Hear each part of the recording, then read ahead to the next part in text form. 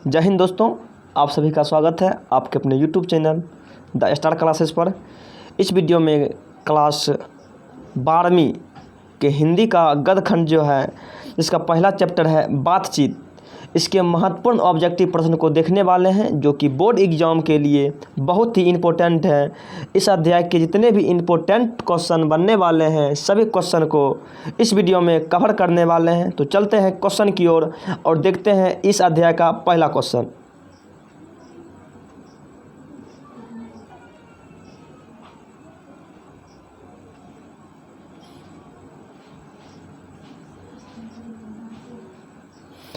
देखिए दोस्तों, गद्य खंड का जो पहला चैप्टर है, जिसका नाम है बातचीत। बातचीत चैप्टर का नाम है और इसके महत्वपूर्ण ऑब्जेक्टिव प्रश्न को इस वीडियो लेक्चर में देखने वाले हैं। देखिए पहला क्वेश्चन है, कहता है बाल कृष्ण भट्ट की रचना बातचीत क्या है। बाल कृष्ण भट्ट की रचना बातचीत क्या है। तो बाल कृष्ण भट्ट की रचना बातचीत जो है, ये एक प्रकार का ललित निबंध है। ललित निबंध, जिसका ऑप्शन नंबर डी बिल्कुल सही हो जाएगा, ललित निबंध। चलते हैं नेक्स्ट क्वेश्चन की ओर। देखिए क्वेश्चन नंबर सेकंड क्या है। देखिए क्वेश्चन नंबर सेकंड है, जो कि बोर्ड एग्जाम के लिए बहुत ही इंपॉर्टेंट है। कहता है बाल कृष्ण भट्ट किस युग के निबंधकार थे। बाल कृष्ण भट्ट किस युग के निबंधकार थे। बाल कृष्ण भट्ट किस युग के निबंधकार थे। थोड़ा सा कलर चूज कर लेते हैं। चलिए कलर यहाँ, ये यहाँ। देखिए दूसरा क्वेश्चन क्या है, कहता है बाल कृष्ण भट्ट किस युग के निबंधकार थे। तो बाल कृष्ण भट्ट जो थे, ये भारतेंदु युग के निबंधकार थे। भारतेंदु युग, यानी कि ऑप्शन नंबर बी बिल्कुल सही है। चलते हैं नेक्स्ट क्वेश्चन की ओर और देखते हैं क्वेश्चन नंबर 3। देखिए क्वेश्चन नंबर 3 है, कहता है मनुष्य की बातचीत का उत्तम तरीका क्या है। मनुष्य की बातचीत का उत्तम तरीका क्या है, यानी कि जब मनुष्य बातचीत करते हैं तो उसका उत्तम तरीका क्या है। तो इसका उत्तम तरीका है अवाक होकर अपने से बातचीत करना। अवाक होकर अपने से बातचीत करना, मतलब शांत रह करके, एकाग्र होकर के बातचीत करना, इसका मतलब यही हुआ। चलते हैं नेक्स्ट क्वेश्चन की ओर और देखते हैं क्वेश्चन नंबर 4। क्वेश्चन नंबर 4, यह देखिए क्वेश्चन नंबर 4 है संवाद में सबसे महत्वपूर्ण क्या है। संवाद का मतलब कन्वर्सेशन, मतलब बातचीत करना। संवाद में सबसे महत्वपूर्ण क्या है। तो संवाद में सबसे महत्वपूर्ण आत्मीयता है। आत्मीयता संवाद में सबसे महत्वपूर्ण क्या है। तो आत्मीयता, ऑप्शन नंबर सी सही आंसर है। चलते हैं नेक्स्ट क्वेश्चन की ओर और देखते हैं क्वेश्चन नंबर 5। क्वेश्चन नंबर 5 जो कि बोर्ड एग्जाम में पूछा हुआ क्वेश्चन है और बहुत ही इंपॉर्टेंट है। कहता है बाल कृष्ण भट्ट का जन्म हुआ था। बाल कृष्ण भट्ट का जन्म कब हुआ था।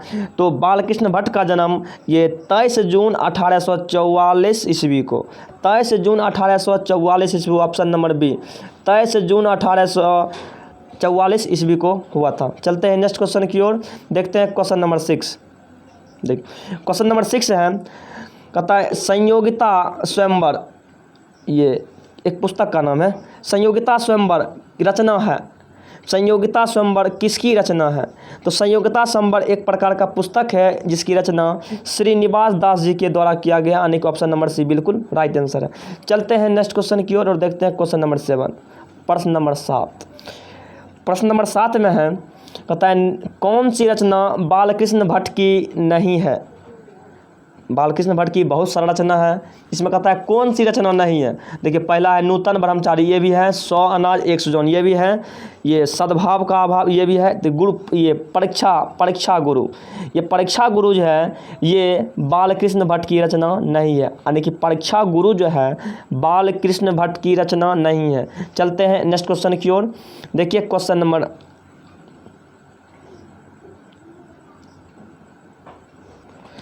देखिए क्वेश्चन नंबर 8। क्वेश्चन नंबर 8 है, कहता है कौन सी रचना बालकृष्ण भट्ट की है। कौन सी रचना बालकृष्ण भट्ट की है।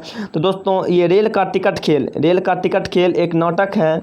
रेल का टिकट खेल एक नाटक है, जो कि बालकृष्ण भट्ट के द्वारा रचित है। बालकृष्ण भट्ट के द्वारा रचित रेल का टिकट। चलते हैं नेक्स्ट क्वेश्चन की ओर और देखते हैं क्वेश्चन नंबर 8। क्वेश्चन नंबर 9 देखिए, कहता है बालकृष्ण भट्ट ने कौन सा मासिक पत्र निकाला था। बालकृष्ण भट्ट ने कौन सा मासिक पत्र निकाला था। तो इसका राइट आंसर है यानी कि बालकृष्ण भट्ट के द्वारा जो है हिंदी प्रदीप नामक मासिक पत्र निकाला गया था। हिंदी प्रदीप इसका सही आंसर हो जाएगा। चलते हैं नेक्स्ट क्वेश्चन की ओर और देखते हैं क्वेश्चन नंबर 10 की ओर चलते हैं, आगे बढ़ते हैं। देखिए क्वेश्चन नंबर 10 क्या है। क्वेश्चन नंबर 10 यानी कि 10 है। कहता है बातचीत किस विद्या की रचना है। बातचीत किस विद्या की रचना है। तो बातचीत जो है एक निबंध है। बातचीत एक निबंध है यानी कि क्वेश्चन नंबर 10 का सही आंसर हो जाएगा डी, निबंध।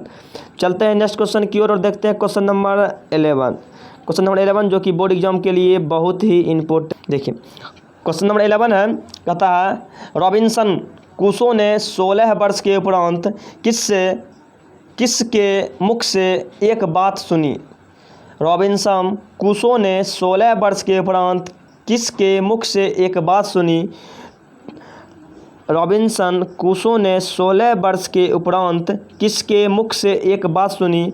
तो फ्राइडे यानी कि ऑप्शन नंबर ए इसका बिल्कुल सही आंसर है। फ्राइडे ऑप्शन नंबर ए हो जाएगा।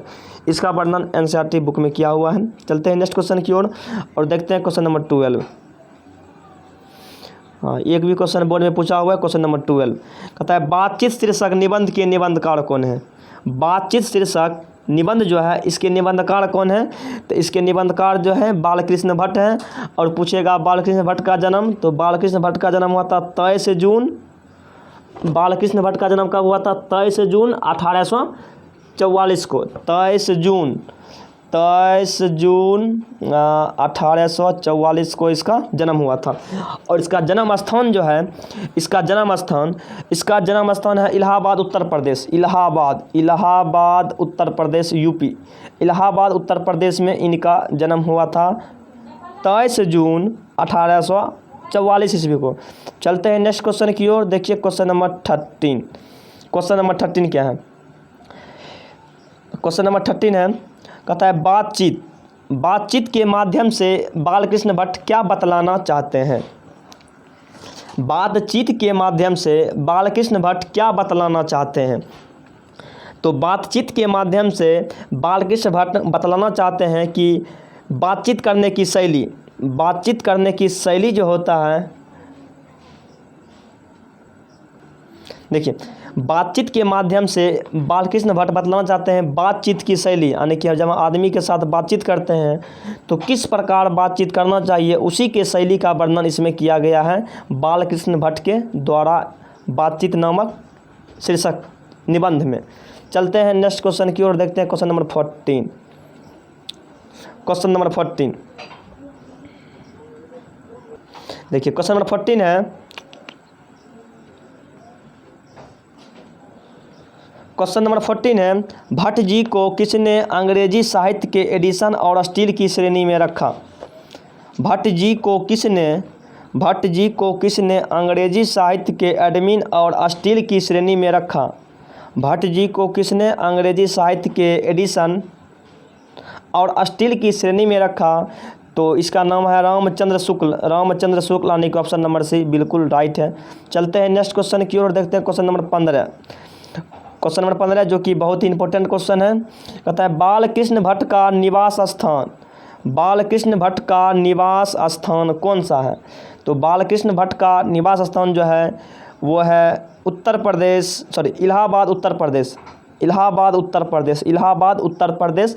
और इसका जन्म पूछेगा, जन्म हुआ था 23 जून 1844 ईस्वी को इलाहाबाद उत्तर प्रदेश। और इसका निवास स्थान भी इलाहाबाद उत्तर प्रदेश ही है। ऑप्शन नंबर बी बिल्कुल सही है। चलते हैं नेक्स्ट क्वेश्चन की ओर, देखते हैं क्वेश्चन नंबर 16। क्वेश्चन नंबर देखिए 16 क्या है, यानी 16। कहता है बालकृष्ण भट्ट ने किस पत्रिका का संपादन किया। बालकृष्ण भट्ट ने किस पत्रिका का संपादन किया। तो बालकृष्ण भट्ट ने जो है हिंदी प्रदीप नामक पत्रिका का संपादन किया। Hindi Pradeep option number C is right answer है। चलते हैं नेक्स्ट क्वेश्चन की ओर और देखते हैं क्वेश्चन नंबर 17। क्वेश्चन नंबर 17 जो कि बहुत ही इंपॉर्टेंट है। क्वेश्चन नंबर 17 देखिए क्वेश्चन नंबर 17 है। क्वेश्चन नंबर 17 जो है, क्वेश्चन नंबर 17 कहता है बाल कृष्ण ने हिंदी प्रदीप नामक मासिक पत्रिका निकालना कब प्रारंभ किया था। बाल कृष्ण के द्वारा एक पत्रिका निकाला गया, मासिक पत्रिका निकाला गया था जिसका नाम था हिंदी प्रदीप। और क्वेश्चन ये पूछता है कि हिंदी प्रदीप नामक पुस्तिका जो निकाला गया वो कब निकालना प्रारंभ किया गया। तो निकालना प्रारंभ किया गया 1877 ईस्वी से, 1877, यानी कि ऑप्शन नंबर ए बिल्कुल सही है। चलते हैं नेक्स्ट क्वेश्चन की ओर और देखते हैं क्वेश्चन नंबर 18।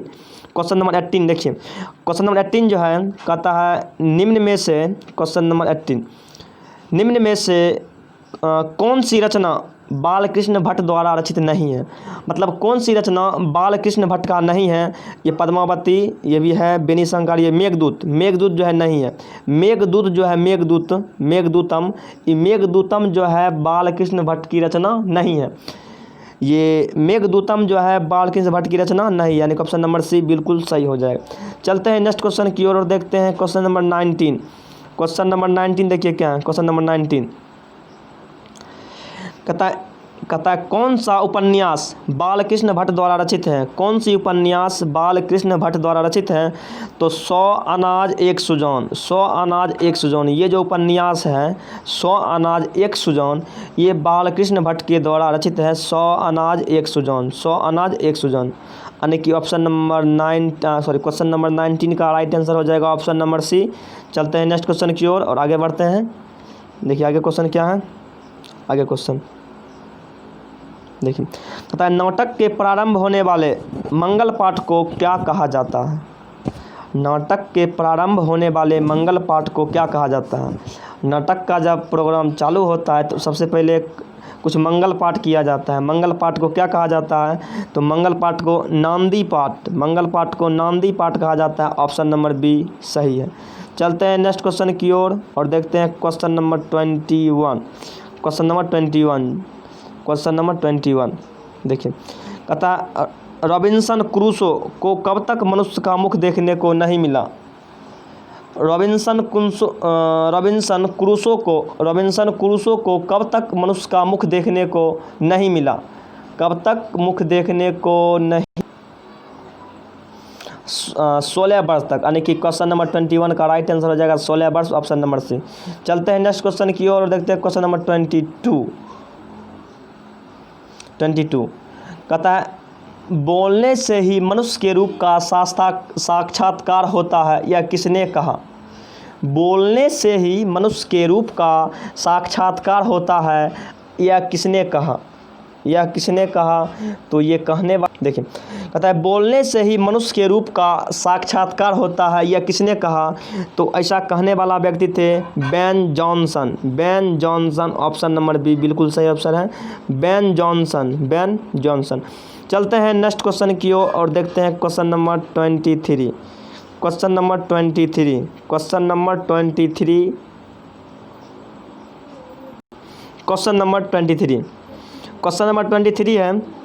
कहता है असल बातचीत सिर्फ 2 व्यक्तियों में ही हो सकती है। असल बातचीत सिर्फ 2 व्यक्तियों में ही हो सकती है, यह किसका मत है। ऐसा किसका मानना है कि असल बातचीत जो होगा सिर्फ 2 व्यक्तियों में होगा। तो ऐसा मानना एडिसन का है, यानी कि option number A Edison, Edison right answer है।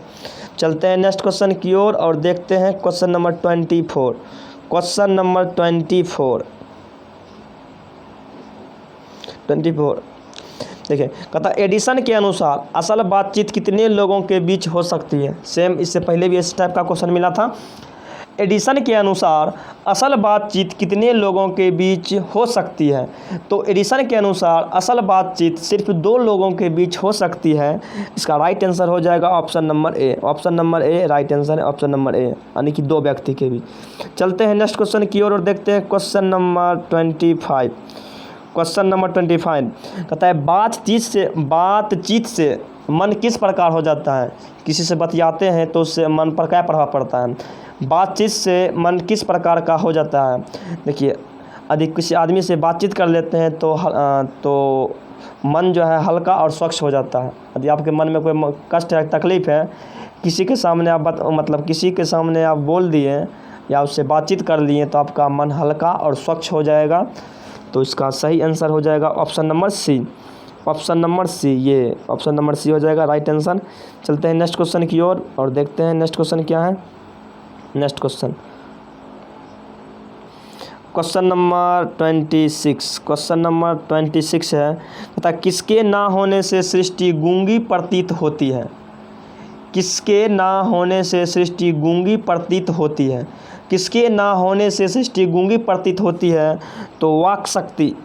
वाक शक्ति का मतलब बोलने की शक्ति के बिना सृष्टि गूंगी प्रतीत होगा, यानी कि किसके ना होने से सृष्टि गूंगी प्रतीत होगी? तो वाक शक्ति। ऑप्शन नंबर 20 सही आंसर है। चलते हैं नेक्स्ट क्वेश्चन की ओर और देखते हैं क्वेश्चन नंबर 27। क्वेश्चन नंबर 27 जो कि बोर्ड एग्जाम में पूछा हुआ क्वेश्चन है और परीक्षा के लिए भी बहुत ही इम्पोर्टेंट है। यदि आप इस सब का तैयारी करना चाहते हैं, आज से डेली इस यूट्यूब चैनल पर 10th और 12th के सभी विषयों का ऑब्जेक्टिव का फुल्ली तैयारी कराया जाएगा। अगर आप भी इससे लाभ उठाना चाहते हैं तो हमारे चैनल से जुड़े रहें और PDF के लिए कांटेक्ट कर सकते हैं। डिस्क्रिप्शन बॉक्स में मेरा मोबाइल नंबर है, उस पर आपको PDF प्रोवाइड कर दिया जाएगा। चलिए आगे बढ़ते हैं। Question number 27, art of conversation. Art of conversation English में लिखा हुआ आर्ट ऑफ कन्वर्सेशन कहाँ के लोगों में सर्वाधिक प्रचलित है? आर्ट ऑफ कन्वर्सेशन का मतलब हुआ यानी कि बातचीत करने की शैली। बातचीत करने की शैली जो है कहाँ के लोगों में सर्वाधिक प्रचलित है? तो यूरोप के लोगों को बतियाना बहुत अच्छा से आता है, यानी यूरोप के लोगों को जो है उसके पास आर्ट ऑफ कन्वर्सेशन मतलब बातचीत करने का शैली सबसे अधिक है यूरोप के लोगों के पास। चलते हैं नेक्स्ट क्वेश्चन की ओर और नेक्स्ट क्वेश्चन देखिए क्या है। नेक्स्ट क्वेश्चन और अंतिम क्वेश्चन इस अध्याय का लास्ट क्वेश्चन है। चलिए क्वेश्चन ये है, बाल कृष्ण किस काल के रचनाकार हैं? बाल कृष्ण किस काल के रचनाकार हैं? तो बाल कृष्ण आधुनिक काल के रचनाकार हैं, यानी कि ऑप्शन नंबर डी बिल्कुल सही हो जाएगा, आधुनिक काल।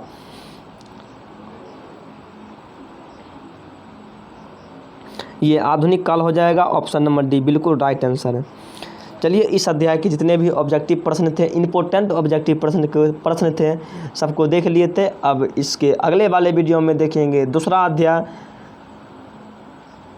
और दूसरा अध्याय बहुत जल्द ही प्रोवाइड कर दिया जाएगा। तब तक के लिए best of luck for the future. मिलते हैं नेक्स्ट वीडियो में। जय हिंद।